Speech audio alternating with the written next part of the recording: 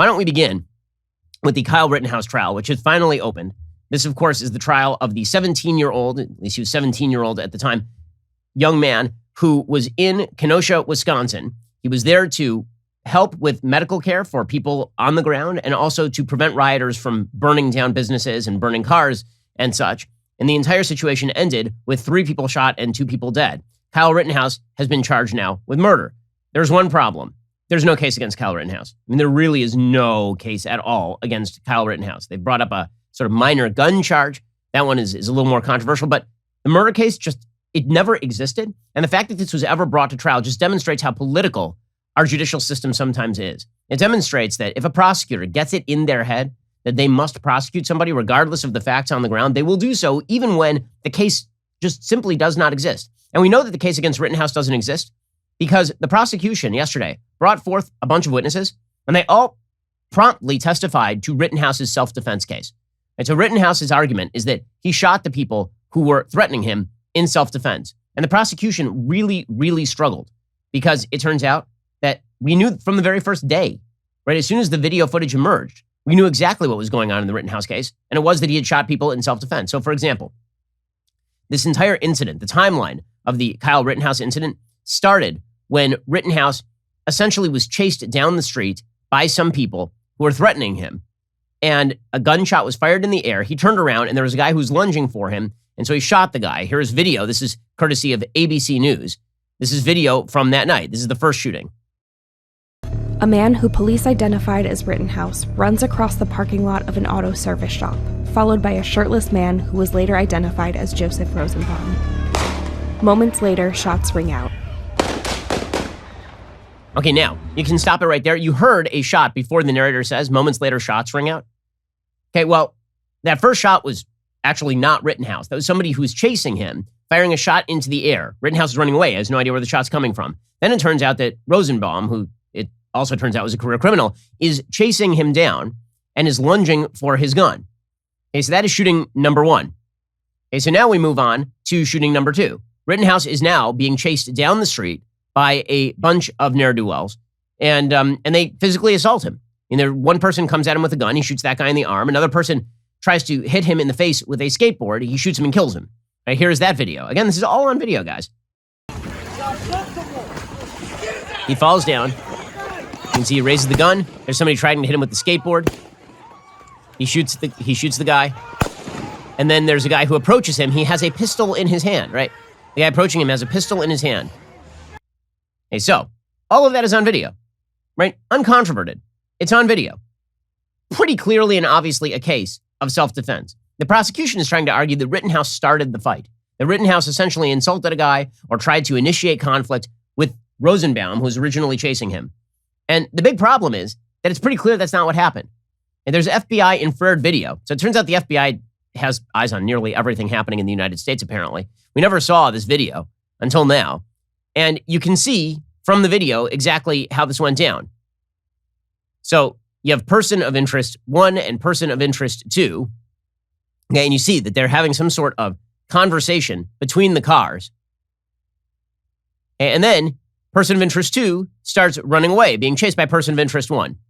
So what the prosecution is attempting to claim is that person of interest 1, who is Rosenbaum, was confronted by Rittenhouse. But that's not what the testimony of the prosecution's own witnesses said. They said that it's precisely the opposite. So there's a witness named Ryan Balch, and he was called by the prosecution. This guy was not called by the defense. And Ryan Balch says in open testimony that Rosenbaum had said earlier that if he caught Rittenhouse alone, he would kill him. Okay, that's not, the prosecutors called this guy. This is their case? The prosecutors? Here we go. When I turned around, Rosenbaum was right there in front of my face, yelling and screaming. And I said, dude, back up. Just chill. I don't know what your problem is. And he goes, you know what? If I catch any of you guys alone tonight, I'm going to kill you. And he said that to you? Correct. Did he say that to the defendant as well? The defendant was there, so yes. That's the prosecutor's witness. Whoops. That's not good. Now, again, this is all undercut. The entire prosecution case here was undercut by all the footage from the evening of. In fact, the prosecutors tried to bar testimony and bar actual video of Rittenhouse talking before any of this happened. Because there's video from Rittenhouse earlier in the night talking about why he was there in Kenosha, Wisconsin in the first place. This does not sound like a guy who went out to shoot some people in the middle of a riot. So people are getting injured, and our job is to protect this business, and part of my job is to also help people. If there's somebody hurt, I'm running into harm's way. That's why I have my rifle, because I need to protect myself, obviously. But I also have my med kit. We're protecting from the citizens, and I just got pepper sprayed by a person in the crowd. So you had non-lethal, but you didn't respond. We don't have non-lethal. So you guys are full on ready to defend the property. Yes, we are. Now, if I can ask, can you guys step back? Medical, EMS right here. I'm an EMT. Okay, so then the prosecution, and then he goes in this video, he's trying to help one of the rioters. Then the prosecution tries to bring a second witness. This is a guy named Richie McGinnis, who's a reporter for the Daily Caller, who you can see in the original video, who is following after Rittenhouse and Rosenbaum as they are running down the street. And after Rosenbaum is shot, you can see Richie McGinnis take off his shirt and try and provide some sort of medical care for Rosenbaum. And so the prosecutor tries to ask Richie McGinnis, so he was falling over Rosenbaum when he was shot, right? Like he tripped, and then he was wrongfully shot by Rittenhouse. Right? He was shot for no reason, because he was just falling over. And then Rittenhouse wanted to kill him, so he killed him. So it's not self-defense. And Richie McGinnis is like, well, no, actually, let me explain. I kind of caught up to them. I was running a bit faster, and so at the time initially I was probably 30 feet back when everybody first started running, but then by the time I arrived in the lot, I was 15 feet. And you continued to be behind Mr. Rosenbaum at the time that the defendant shot and killed him, correct? I did alter my trajectory a little bit when I saw Mr. Rittenhouse turn around and saw Mr. Rosenbaum lunging for the front portion of the rifle. Lunging for the front portion of the rifle. And the prosecutor tries to push him and tries to say, well, was he falling over? And the witness says, no. He said, F you, and reached for the weapon. So, yeah, not great. Not great, Bob, for the prosecution. Now, the way the media are trying to portray this is as though it's just a sort of a conflict of visions. The Associated Press says jurors heard starkly different portrayals of Kyle Rittenhouse, instigator or victim, in opening statements at his trial on Tuesday on charges of shooting 3 people on the streets of Kenosha during a turbulent protest against racial injustice.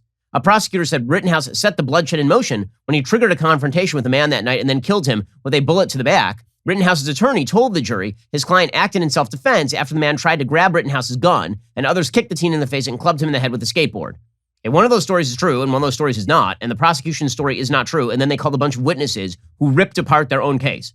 This thing never should have been in front of a jury. Given the fact that the prosecution case is just a complete crap show here, why exactly was it brought in the first place? And the answer is because we live in a society where the media will not allow a case not to be brought so long as the purported victimizer is of the wrong political persuasion.